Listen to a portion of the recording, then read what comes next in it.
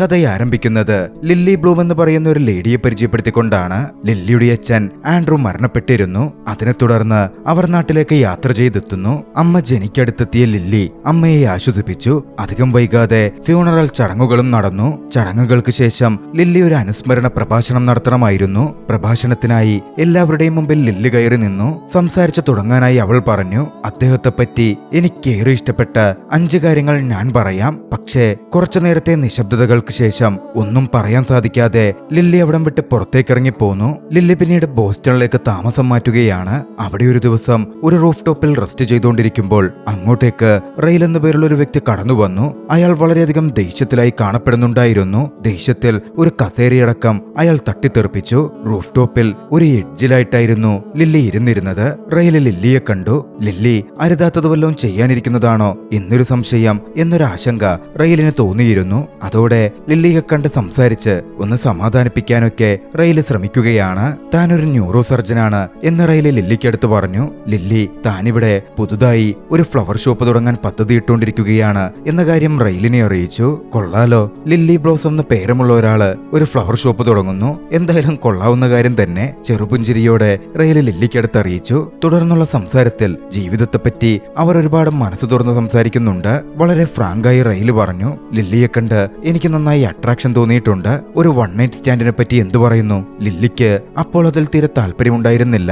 തന്റെ വെർജിനിറ്റിയൊക്കെ പണ്ടേ നഷ്ടപ്പെട്ടതാണെന്നും വീടും കുടിയുമൊന്നുമില്ലാത്ത ഒരു പയ്യനാണ് ആദ്യമായി തന്റെ കന്യകാത്വം കവർന്നെടുത്തത് എന്നൊരു ചിരിയോടെ ലില്ലി പറഞ്ഞു. അതിനെപ്പറ്റി റെയിൽ വല്ലാത്തൊരു ചോദ്യം ചോദിച്ചപ്പോ ലില്ലി വിശദീകരിച്ചു. കാര്യം, അവൻ വീടില്ലാത്തവനായിരുന്നു. പക്ഷേ മറ്റുള്ളവരെ പോലെ അവൻ പിച്ചക്കാരനൊന്നുമല്ല. വീട്ടിലെ ആളുകളുടെ ഉപദ്രവം സഹിക്കാൻ പറ്റാതായപ്പോ, രണ്ടാനച്ഛന്റെ ഉപദ്രവം സഹിക്കാൻ പറ്റാതെ വന്നപ്പോ വീട് വിട്ടിറങ്ങിപ്പോന്നതാണ് അവൻ. പിന്നാലെ തന്റെ ക്യാരക്ടറും ലില്ലി വ്യക്തമാക്കി. ഞാനങ്ങനെ വൺ നൈറ്റ് സ്റ്റാൻഡും മറ്റും ചെയ്യുന്ന തരത്തിലുള്ള ഒരു ലേഡിയല്ല.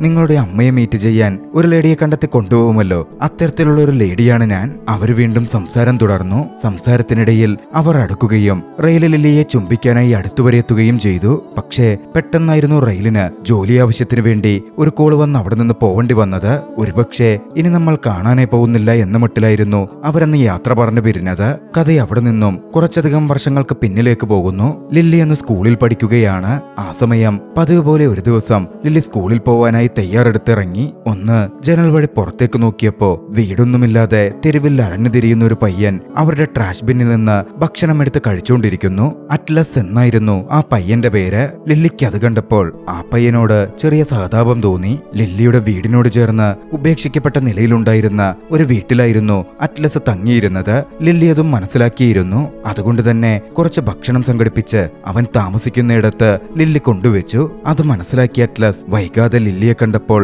അതിനവളോട് നന്ദി പറഞ്ഞു. അടുത്തൊരു ദിവസം ലില്ലിയുടെ പാരന്റ്സ് ഒക്കെ പുറത്തു പോയിരിക്കുകയായിരുന്നു. അറ്റ്ലസിനെ അവൾ തന്റെ വീട്ടിലേക്ക് ക്ഷണിച്ചു. അവന് കുളിക്കാനും ടോയ്ലറ്റ് സൗകര്യം ഉപയോഗിക്കാനും വസ്ത്രം വാഷ് ചെയ്യാനും ഒക്കെയുള്ള അവസരം ലില്ലി ഒരുക്കി കൊടുത്തു. കൂട്ടത്തിൽ അച്ഛന്റെ കുറച്ച് ഡ്രസ്സുകൾ ധരിക്കുവാൻ അവന് കൈമാറുകയും ചെയ്തു. അന്ന് ഒക്കെ കഴിഞ്ഞപ്പോ അവിടെ ഇരുവരും കുറച്ചുനേരം TV കണ്ടിരുന്നു. പരസ്പരം സംസാരിച്ചു. സംസാരം അവരെ കൂടുതൽ അടുപ്പിച്ചു. ഇരുവർക്കും പരസ്പരം ഒരു ബോണ്ടിങ് ഫീൽ ചെയ്തു. ഇരുവരും നല്ല രീതിയിൽ അട്രാക്ട് ചെയ്യപ്പെടുന്നുണ്ടായിരുന്നു. കഥയവിടെ നിന്നും പ്രസന്റിലേക്ക് തിരികെ വരുന്നു. ബോസ്റ്റണിൽ ലില്ലി തന്റെ ഫ്ലവർ ഷോപ്പ് അറേഞ്ച് ചെയ്യാനുള്ള തിരക്കുകളിലാണ്. ഒരു സ്റ്റാഫിനെ ആവശ്യപ്പെട്ട് ലില്ലി പുറത്തൊരു ബോർഡ് വെച്ചിരുന്നു. അത് കണ്ടിട്ടായിരുന്നു അലീസ എന്ന യുവതി ലില്ലിയുടെ അടുത്തേക്ക് എത്തിച്ചേരുന്നത്. ജോലി കണ്ടുവന്നതാണ് എന്ന് അലീസ പറഞ്ഞപ്പോൾ ലില്ലി ഒട്ടും മടിക്കാതെ അവളെ ജോലിക്കെടുത്തു. വളരെ പെട്ടെന്ന് തന്നെ അലീസയും ലില്ലിയും അടുത്ത സുഹൃത്തുക്കളായി മാറി. വൈകാതെ ഷോപ്പ് സെറ്റായി അത് ഓപ്പൺ ചെയ്തു. ആ സമയത്താണ് അലീസ തന്റെ ഭർത്താവ് മാർഷാലിനെയും തന്റെ ബ്രദർ റെയിലിനെയും ഷോപ്പ് സന്ദർശിക്കാൻ ക്ഷണിക്കുന്നത്.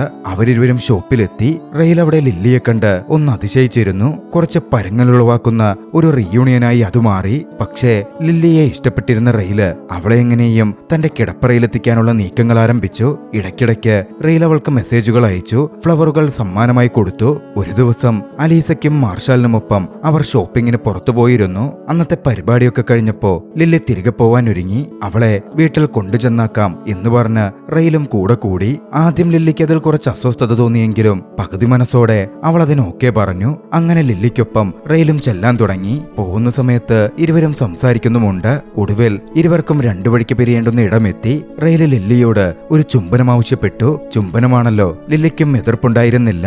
റെയിലിനെ ലില്ലി ചുംബിച്ചു. വളരെ പാഷനേറ്റായ ഒരു ചുംബനമായി അത് മാറിയിരുന്നു. റെയിലിനെയും തന്റെ കൂടെ വന്നാൽ ശരിയാവില്ല എന്ന് മനസ്സിലാക്കിയതും റെയിലിനോട് ബൈ പറഞ്ഞ് ലില്ലി തനിയായിരുന്നു അന്ന് വീട്ടിലേക്ക് പോയത്. കഥ വീണ്ടും ഫ്ലാഷ് ബാക്കിലേക്ക് പോകുന്നു. ലില്ലിയും അറ്റ്ലസും അടുത്ത സുഹൃത്തുക്കളായി മാറി. ഒരു ദിവസം ഗാർഡനിൽ ചെടികൾ പരിപാലിക്കുമ്പോൾ ലില്ലിക്കൊപ്പം അറ്റ്ലസും കൂടിയിരുന്നു. അന്ന് അറ്റ്ലസ് ലില്ലിയോട് ചോദിച്ചു, തലേന്ന് അച്ഛനും അമ്മയും വലിയ തോതിൽ വഴക്കിടുന്നത് കേട്ടല്ലോ, എന്താ പ്രശ്നം? അതിലൊന്നും വലിയ കാര്യമില്ല, അതെപ്പോഴും ഉണ്ടാകും, അച്ഛനമ്മയെ ഉപദ്രവിച്ചുകൊണ്ടേയിരിക്കും. അത് പറയുമ്പോ ലില്ലിയുടെ വേദന അറ്റ്ലസിന് മനസ്സിലാവുന്നുണ്ടായിരുന്നു. അറ്റ്ലസ് ചേർത്തു പിടിച്ച് ലില്ലിയെ ആശ്വസിപ്പിച്ചു. കഥ വീണ്ടും പ്രസന്റിലേക്ക് വരുന്നു. ഒരു ദിവസം അലീസയും മാർഷാലും ഒരു പാർട്ടി ഓർഗനൈസ് ചെയ്തിരുന്നു. അങ്ങോട്ടേക്ക് ലില്ലിയും റെയിലും ക്ഷണിക്കപ്പെട്ടു. അവർ പാർട്ടിക്കെത്തി. അവിടെ വെച്ചവർ കുറച്ച് സംസാരിച്ചിരുന്നു. അന്ന് പാർട്ടി കഴിഞ്ഞപ്പോ റെയിൽ ലില്ലിയെ തന്റെ അപ്പാർട്ട്മെന്റിലേക്ക് ക്ഷണിച്ചു. ലില്ലിയും ക്ഷണം സ്വീകരിച്ചു. ഇരുവരും അപ്പാർട്ട്മെന്റിലെത്തി. ചുംബനത്തോടെ ആരംഭിച്ച് ലൈംഗിക ബന്ധത്തിലേക്ക് കടക്കാൻ റെയിൽ ശ്രമിക്കുന്നുണ്ടായിരുന്നു. പക്ഷേ ലില്ലി അത് തടഞ്ഞു. ഞാനൊരു വൺ നൈറ്റ് സ്റ്റാൻഡിന്റെ വ്യക്തിയല്ലെന്നും റിലേഷൻഷിപ്പിലാണെങ്കിൽ മാത്രമേ നമുക്കിടയിൽ ലൈംഗിക ബന്ധം ഉണ്ടാകൂ എന്ന കാര്യത്തിൽ ലില്ലി ഉറച്ചു നിന്നു. ലില്ലിയുടെ ആ വാക്കുകൾ റെയിൽ റെസ്പെക്ട് ചെയ്തിരുന്നു. ലില്ലിയിൽ നിന്ന് പിന്മാറിയ റെയില് അവൾക്കവിടെ താമസിക്കാൻ വേണ്ട ഒരു നൈറ്റ് വസ്ത്രം എടുത്തു കൊടുത്തു. പിറ്റേന്ന് പുലർച്ചെ അലീസ റെയിലിന്റെ അപ്പാർട്ട്മെന്റിലെത്തുമ്പോൾ അവിടെ ലില്ലി ഉണ്ടായിരുന്നു. ലില്ലിയെ കണ്ടതും അലീസ ചെറുതായ രീതിയിൽ റെയിലിനെയും ലില്ലിയെയും കളിയാക്കാൻ തുടങ്ങി. അവർക്കിടയിൽ എന്തൊക്കെയോ സംഭവിച്ചിട്ടുണ്ട് എന്ന മട്ടിലായിരുന്നു അലീസയുടെ പെരുമാറ്റവും സംസാരവും ഒക്കെ. പക്ഷേ അങ്ങനൊന്നുമില്ലെന്ന് ലില്ലി തീർത്തു പറഞ്ഞു. പിന്നീടായിരുന്നു റെയിൽ ലില്ലിക്കടുത്ത് തന്റെ ഗേൾഫ്രണ്ട് ആവാമോ, ഡേറ്റിന് പോരാമോ എന്ന മട്ടിൽ ചോദിക്കുന്നത്. റെയിൽ കുഴപ്പമില്ല എന്ന് തോന്നിയിരുന്ന ലില്ലി റെയിലിനൊപ്പം ഡേറ്റിന് പോവാൻ സമ്മതിച്ചു. കുറച്ച് ഡേറ്റുകൾ കഴിഞ്ഞപ്പോഴേക്കും റെയിലിനെ ലില്ലിക്ക് നന്നായി ഇഷ്ടപ്പെട്ടു. ഇരുവരും തമ്മിൽ പ്രണയത്തിലാവാൻ ആരംഭിച്ചു. കഥ അവിടെ നിന്നും വീണ്ടും ഫ്ലാഷ് ബാക്കിലേക്ക് പോകുന്നു. ലില്ലിയും അറ്റ്ലസും അന്ന് സ്കൂൾ ബസ്സിൽ സഞ്ചരിച്ചുകൊണ്ടിരിക്കുകയായിരുന്നു. അപ്പോഴായിരുന്നു വീടൊന്നുമില്ലാതെ തെരുവിലലയുന്ന അറ്റ്ലസിനെ കളിയാക്കി കുറെ കുട്ടികൾ സംസാരിച്ചത്.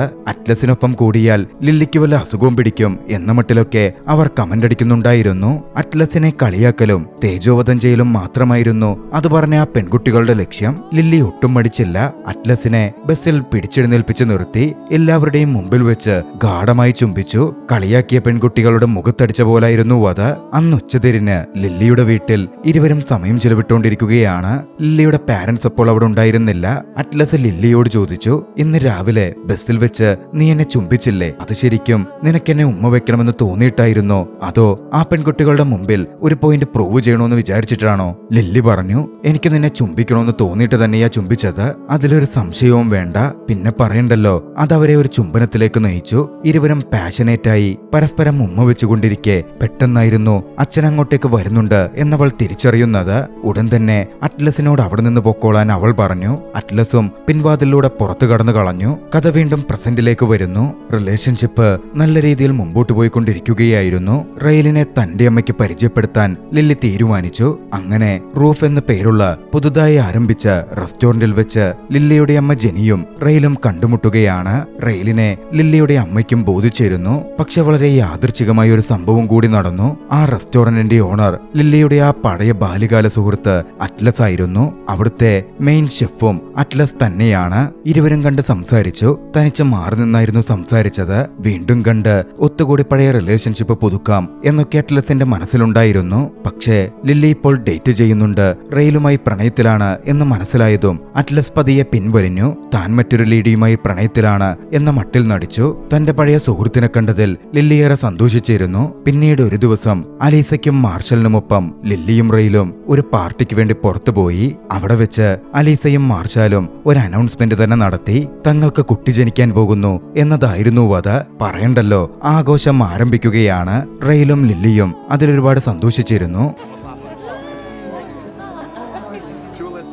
സംസാരം തുടരുന്ന സമയത്ത് അലീസ പഴയൊരു കാര്യം കൂടി ഓർത്തെടുത്ത് പറഞ്ഞു. റെയിലിനും അലീസയ്ക്കും ഒരു സഹോദരൻ കൂടി ഉണ്ടായിരുന്നു. എമ്മേഴ്സൺ എന്നായിരുന്നു അവന്റെ പേര്. പക്ഷേ കുട്ടിയായിരിക്കുമ്പോൾ തന്നെ എമ്മേഴ്സൺ മരണപ്പെട്ടു. ഒരു ദിവസം രാവിലെ റെയിൽ കുക്ക് ചെയ്യുകയായിരുന്നു. ആ സമയത്താണ് അവളുടെ ഷോൾഡറിലുള്ള ഹാർട്ട് ടാറ്റു റെയിൽ നോക്കിക്കാണുന്നത്. അതിനെപ്പറ്റി അവൻ ചോദിച്ചു. ഹൈസ്കൂൾ കാലത്ത് സില്ലിയായി താൻ ചെയ്തൊരു കാര്യമാണത് എന്നായിരുന്നു അവളുടെ മറുപടി.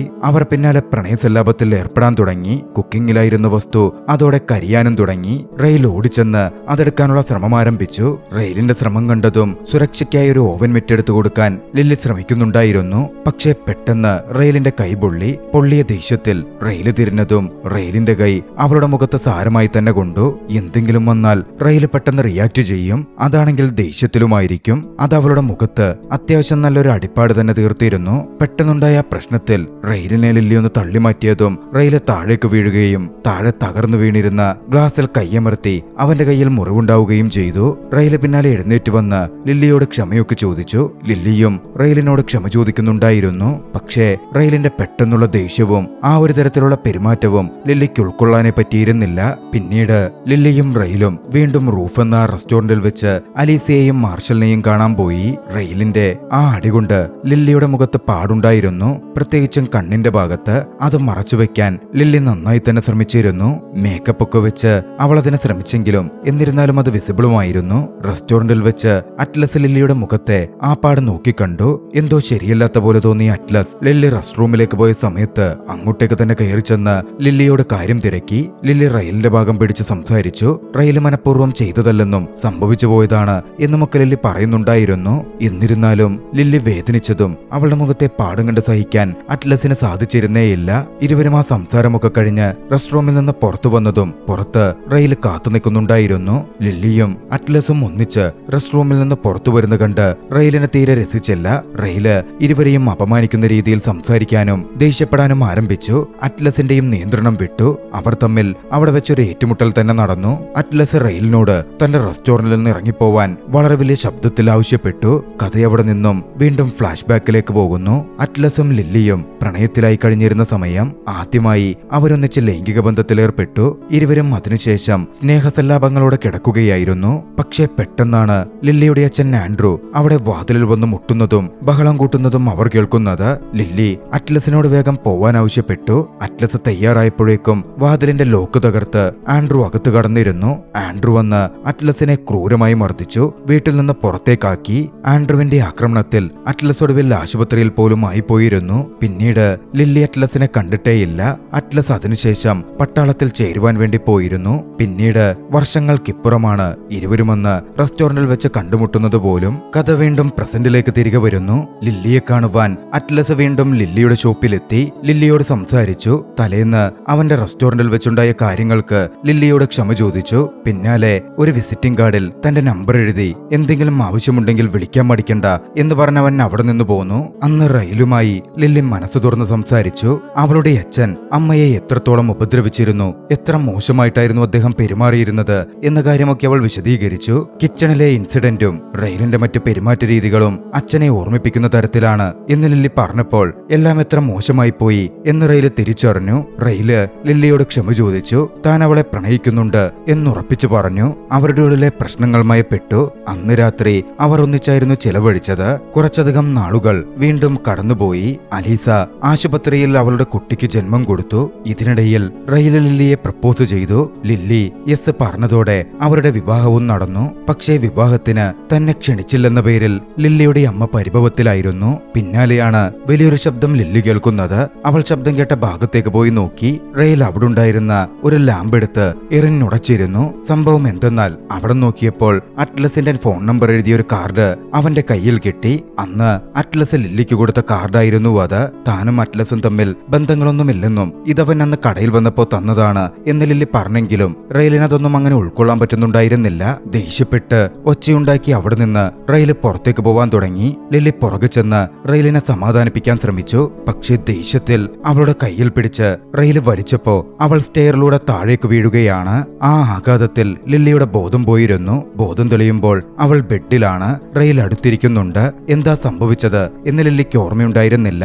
ദേഷ്യപ്പെട്ടു പോയ തന്നെ പിടിച്ചു നിർത്താൻ വന്നപ്പോ അവൾ കാല് തട്ടി താഴെ വീണതാണ് എന്ന മട്ടിൽ റെയിൽ അവളോട് കള്ളം പറഞ്ഞു. ഓർമ്മയില്ലാത്തതുകൊണ്ട് അവൾ റെയിലിനോട് തർക്കിച്ചതുമില്ല. പിന്നീട് ഒരു ദിവസം അലീസ് ഒരു മാഗസിനുമായി നേരെ ഷോപ്പിലേക്ക് എത്തി. ലില്ലിയുടെ ഷോപ്പ് പുതുതായി വന്ന നഗരത്തിലെ ബെസ്റ്റ് ഷോപ്പുകളിൽ ഒന്നായി ലിസ്റ്റ് ചെയ്യപ്പെട്ടിട്ടുണ്ടായിരുന്നു.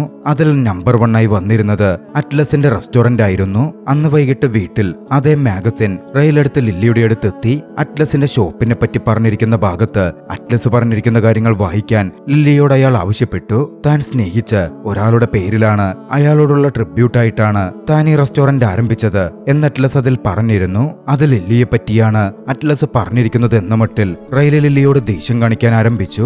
പോരാത്തതിന് മുമ്പ് അവളുടെ ഷോൾഡറിലുണ്ടായിരുന്ന ആ ലവ് സിംബൽ ഉണ്ടല്ലോ, അതും അറ്റ്ലസിന് വേണ്ടി നീ പച്ചകുത്തിയതല്ലേ എന്ന മട്ടിലും ചോദിച്ച് അവളെ ഉപദ്രവിക്കാനൊക്കെ തുടങ്ങി. ലില്ലി വല്ലാതെ അൺകംഫോർട്ടബിൾ ആവുന്നുണ്ടായിരുന്നു. അവൾക്കുമേൽ ബലം പ്രയോഗിച്ച് അവളെ പ്രാപിക്കാൻ ലൈംഗിക ബന്ധത്തിൽ ഏർപ്പെടാൻ റെയില് ശ്രമിക്കുന്നുണ്ടായിരുന്നു. ഒരു പ്രതികാരം പോലെ. ഒടുവിൽ സഹിക്കാൻ പറ്റാതായപ്പോ റെയിലിനെ തള്ളിമാറ്റി ലില്ലി അപ്പാർട്ട്മെന്റ് വിട്ട് പുറത്തേക്കിറങ്ങി. കാറെടുത്ത് വേഗം അവിടെ നിന്ന് പോന്നു.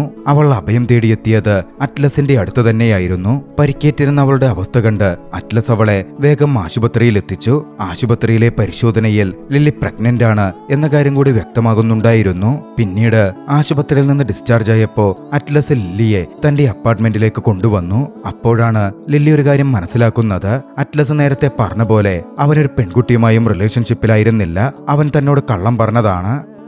അറ്റ്ലസ് പിന്നാലെ ഭക്ഷണം തയ്യാറാക്കി കൊണ്ടുവന്നു. ഇരുവരും ഭക്ഷണം കഴിക്കാനിരുന്നു. ശേഷം സംസാരിക്കുമ്പോൾ അറ്റ്ലസ് പഴയകാലം ഓർത്തെടുത്ത് പറഞ്ഞു, നിനക്കറിയാമോ, വീട്ടിൽ നിന്നൊക്കെ ഒഴിവാക്കപ്പെട്ട് ആ ഒറ്റപ്പെട്ട വീട്ടിൽ ഞാൻ വന്ന് കഴിഞ്ഞിരുന്നില്ലേ? അന്ന് മരണത്തെപ്പറ്റി പോലും ഞാൻ ചിന്തിച്ചിരുന്നു. മരിക്കാൻ ഞാൻ തീരുമാനിച്ച അന്നാണ് നീ എനിക്ക് ആ ഭക്ഷണം കൊണ്ടുവയ്ക്കുന്നത്. നിന്നെ കണ്ടപ്പോൾ ജീവിക്കാൻ എനിക്കും കാരണങ്ങളുണ്ടെന്ന് തോന്നി. നീയാണ് സത്യം പറഞ്ഞാൽ മരിക്കാതെ എന്നെ ജീവിപ്പിച്ചത്. അവരുടെ സംസാരം അങ്ങനെ തുടർന്നു പോയിരുന്നു. പിന്നീട് ലില്ലി കുറച്ച് ഓക്കെയായപ്പോൾ ലില്ലിയെ അറ്റ്ലസ് അവളുടെ വീട്ടിൽ ഡ്രോപ്പ് ചെയ്തു. ഓക്കെ ആകുമ്പോൾ വിളിക്കെന്ന് പറഞ്ഞ് ബൈ പറഞ്ഞ് അവിടെ നിന്ന് അവർ രണ്ടു വഴിക്ക് പിരിഞ്ഞു. ലില്ലി പിന്നാലെ അലീസയെ ചെന്ന് കണ്ടു. റെയില് തന്നോട് ചെയ്ത പ്രവൃത്തിയെപ്പറ്റിയും റെയിലിന്റെ ക്രൂരതകളെപ്പറ്റിയും അലീസയോട് അവൾ വിശദീകരിച്ചു. നീ ഇനി റെയിലിന്റെ കൂടെ തിരികെ പോവരുത് എന്നായിരുന്നു അലീസയ്ക്ക് പറയാനുണ്ടായിരുന്നത്. റെയിലിന്റെ ആ പ്രവൃത്തികൾ എന്തുകൊണ്ട് സംഭവിക്കുന്നു എന്ന കാര്യവും അലീസ വിശദീകരിച്ചു. കുട്ടിക്കാലത്ത് റെയിലും റെയിലിന്റെ മരിച്ചുപോയ ചേട്ടൻ എമേഴ്സണും ഒന്നിച്ച് കളിക്കുകയായിരുന്നു. കൗബോയ് ഗെയിമായിരുന്നു അവർ കളിച്ചുകൊണ്ടിരുന്നത്. ആ സമയം വീട്ടിലുണ്ടായിരുന്ന അച്ഛന്റെ തോക്കവർ കണ്ടു. അത് ലോഡ് ചെയ്തതായിരുന്നു എന്നവർക്ക് അറിവുണ്ടായിരുന്നില്ല. അതെടുത്ത് അവർ കളിക്കാൻ തുടങ്ങി. ആ കളിക്കിടയിൽ റെയിലിന്റെ കയ്യിൽ നിന്ന് വെടിപൊട്ടിയായിരുന്നു എമേഴ്സൺ കൊല്ലപ്പെട്ടത്. അതിൽ പിന്നെ റെയിലിന്റെ മാനസികാവസ്ഥ മാറി. പെട്ടെന്ന് ദേഷ്യം വന്ന് പൊട്ടിത്തെറിക്കാനും മറ്റും അവൻ ആരംഭിച്ചു. ദേഷ്യം വന്നാൽ അവനെ പിന്നെ നിയന്ത്രിക്കാൻ പറ്റാറില്ല. ലില്ലി പിന്നാലെ മറ്റൊരിടത്തേക്ക് താമസം മാറി. അവളെ സഹായിക്കാൻ അവളുടെ അമ്മയും വന്നിരുന്നു. ഇതിനിടയിൽ പലവട്ടം റെയിലെത്തി അവളെ തിരിച്ചു വിളിച്ചെങ്കിലും റെയിലിന്റെ കൂടെ പോവാൻ ലില്ലി കൂട്ടാക്കിയില്ല.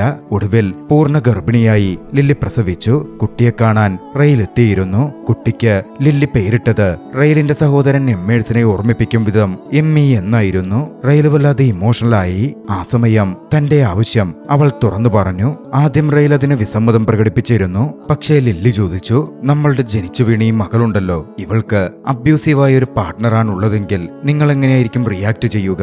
ആ ചോദ്യത്തിൽ എല്ലാ കാര്യവും റെയിലിന് ബോധ്യപ്പെട്ടിരുന്നു. ഡിവോഴ്സിന് അവൻ സമ്മതിച്ചു. പിന്നീട് റെയില് പോയപ്പോൾ എമ്മിയെ നോക്കിക്കൊണ്ട് ലില്ലി പറഞ്ഞു, ഞങ്ങളിൽ ഇത് അവസാനിക്കുകയാണ്. കുടുംബങ്ങളിലൂടെ നടന്നു വന്നിരുന്ന ഭാര്യാഭർത്താക്കന്മാർക്കിടയിലുള്ള അബ്യൂസീവും മറ്റും ഇവിടെ തീരുന്നു. നീ സുരക്ഷിതയാണ് എന്ന മട്ടിലായിരുന്നു അവളത് ഉദ്ദേശിച്ചത്. പിന്നീട് മകളെ ലില്ലി നന്നായി വളർത്തി. ഒരിക്കൽ ജെനിക്കൊപ്പം തന്റെ അച്ഛന്റെ കുഴിമാടത്തിലും ലില്ലി പോയി. പിന്നീട് ഒരു ദിവസം വളരെയധികം യാദൃച്ഛികമായാണ് ഫാർമേഴ്സ് മാർക്കറ്റിൽ വെച്ച് അറ്റ്ലസിനെ ലില്ലി വീണ്ടും കണ്ടുമുട്ടുന്നത്. ഇരുവരും അടുത്തടുത്ത് വന്ന് സംസാരിച്ചു. രണ്ടുപേരും സിംഗിളാണെന്ന് പരസ്പരം ചോദിച്ചുറപ്പിച്ചു. ഇരുവരുടെയും മുഖത്ത് ഒരു സന്തോഷപ്പുഞ്ചിരി കാണാമായിരുന്നു. അവരൊന്നിച്ചൊരു ജീവിതം ആരംഭിക്കും എന്ന സൂചനകളോടെ ചലച്ചിത്രം അവസാനിക്കുന്നു. രസകരമായ ഈ ഒരു പ്രണയ ചലച്ചിത്രം നിങ്ങൾക്കിഷ്ടമായെങ്കിൽ വീഡിയോ ലൈക്ക് ചെയ്യുക.